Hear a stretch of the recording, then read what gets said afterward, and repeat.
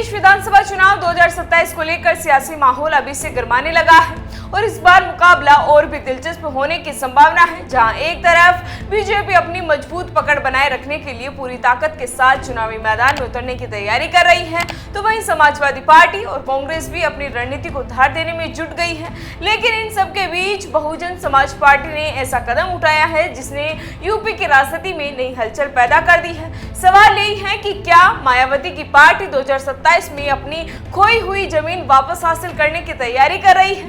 क्या बसपा एक बार फिर उत्तर प्रदेश की राजनीति में बड़ा फैक्टर बन सकती है?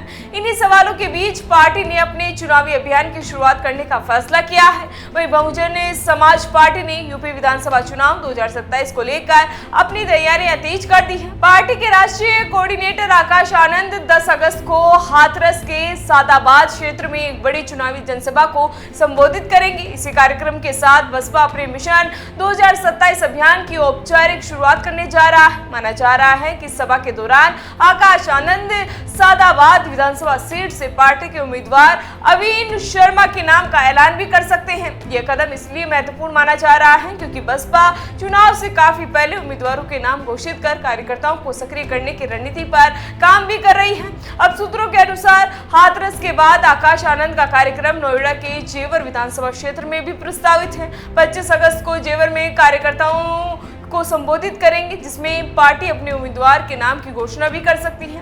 वहीं बसपा सुप्रीमो मायावती ने भी मिशन 2027 को लेकर संगठन को मजबूत करने पर पूरा ध्यान केंद्रित कर दिया है। पार्टी ने मंडलीय स्तर पर बैठकों का आयोजन शुरू किया है और बूथ स्तर तक कार्यकर्ताओं को सक्रिय करने की जिम्मेदारी पदाधिकारियों को सौंप भी गई है।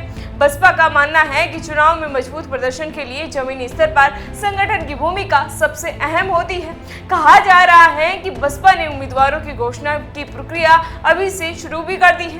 पार्टी अब तक कई विधानसभा सीटों पर प्रत्याशियों के नाम तय कर चुकी है। पार्टी की योजना है कि आने वाले समय में बड़ी जनसभाओं के माध्यम से उम्मीदवारों के नाम घोषित किए जाएं, ताकि कार्यकर्ताओं में उत्साह बढ़े और चुनावी तैयारी को गति भी मिल सके। अब राजनीतिक जानकारों की नजर इस बात पर है कि बसपा यह रणनीति 2027 के चुनावी समीकरणों को कितना प्रभावित करेगी। पिछले कुछ चुनाव में पार्टी के वोट बैंक में बदलाव देखने को मिला था, लेकिन बसपा अब नए सिरे से अपनी पकड़ मजबूत करने की कोशिश में जुटी है।